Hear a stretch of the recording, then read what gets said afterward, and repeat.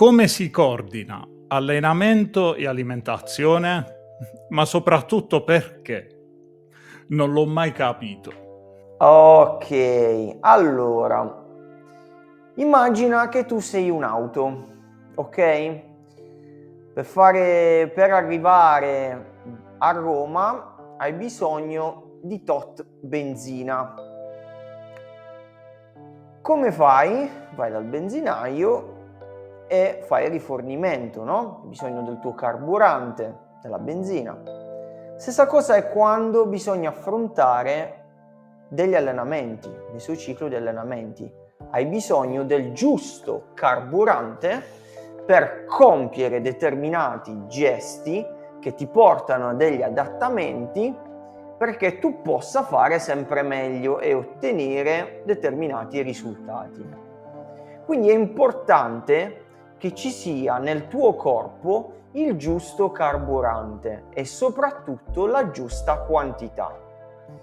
Ora ti parlo di una cosa importantissima, del bilancio energetico. Alla base c'è quello. Se noi vogliamo migliorare le nostre prestazioni, vogliamo mettere su massa muscolare, migliorare la forza, dobbiamo mangiare più di quello che consumiamo. Quindi dobbiamo mettere la giusta benzina e soprattutto la giusta quantità di benzina che ci porta all'obiettivo e forse farci avanzare qualcosa, perché non possiamo andare avanti per molto tempo a riserva nel serbatoio. Se noi invece volessimo dimagrire e quindi perdere qualcosa, che attenzione, in una situazione di dimagrimento per forza di cose, oltre al grasso se ne vanno via liquidi e parte di massa magra. Dobbiamo mangiare un po' meno, in modo tale che il nostro corpo, non avendo abbastanza benzina, va a rosicchiare da se stesso le energie che gli servono per portare avanti l'allenamento e la vita quotidiana. Ecco perché è importantissimo tener conto di quello che si assimila a livello alimentare, perché altrimenti ce ne andiamo allo sbaraglio senza avere dei punti di riferimento. Io non posso pensare di ottenere dei miglioramenti se non ho nel mio corpo, non immetto nel mio corpo la giusta quantità di energia che mi permette di compiere determinati sforzi, ok? Così come non posso pensare di dimagrire non sapendo bene che cosa sto mangiando o quanto sto mangiando. Bisogna avere un punto di riferimento. Se voglio dimagrire, devo mangiare di meno. Se voglio migliorare da un punto di vista di performance o di aumento della massa muscolare, devo mangiare di più. Questo porta inevitabilmente a un minimo a ingrassare, ok? È tassativo.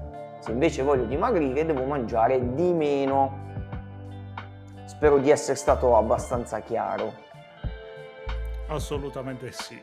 Un'altra cosa l'unica cosa che aggiungerei è sempre la mia esperienza diretta, e cioè è fondamentale quell'abbinamento nella misura in cui devi progredire, cioè l'alimentazione, come hai detto tu, è per l'appunto il carburante che ti permette di allenarti.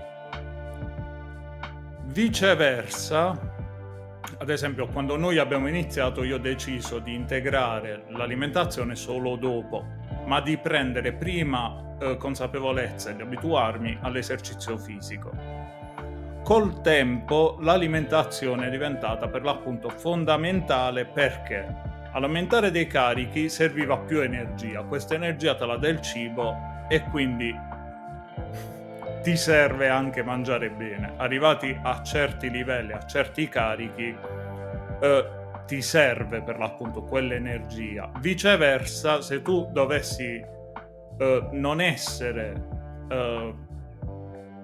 equilibrato tra il nutrimento e l'esercizio, arrivi ad avere quelli che sono poi i crolli energetici, che nella migliore delle ipotesi ti fanno sentire stanco, nella peggiore ti portano all'infortunio. È vero, è vero, è vero, è vero, verissimo, perché io comunque se non ho abbastanza energia o l'energia giusta per compiere un determinato sforzo, cerco dei compensi e dove cerco dei compensi la probabilità di infortunio aumenta. Un'altra cosa importante, ecco, vuoi sapere perché all'inizio comunque qualcosa riuscivi ad ottenerla pur non regolando l'alimentazione? Perché è molto semplice. Se mangi uguale e io ti faccio consumare di più rispetto a prima che non consumavi in maniera adeguata, in automatico qualcosa lo ottieni. Però poi che cosa succede? Il nostro corpo è bastardo, ce lo chiede il nostro corpo con gli attacchi di fame, con il calo delle performance, di avere del cibo, ok? E quindi lì è il caso poi di incominciare a vedere come regolare l'alimentazione in base a quello che è il tuo obiettivo, in base anche a quello che fai in allenamento. E siamo giunti alla fine di questo episodio. Ricorda, questa serie è nata ed è stata sviluppata grazie alle domande che voi ci avete fatto. Avete delle domande per il nutrizionista, avete delle domande per uno psicologo, avete le domande per il mio personal trainer? Fatelo pure.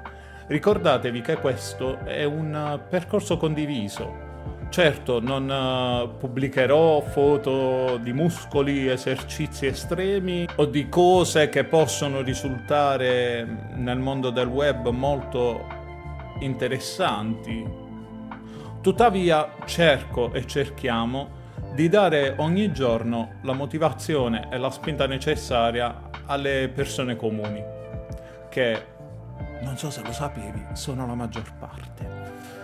Quindi condividi questo contenuto con un amico o con qualcuno a cui pensi possa tornare utile, e se hai delle domande scrivicele qui sotto nei commenti.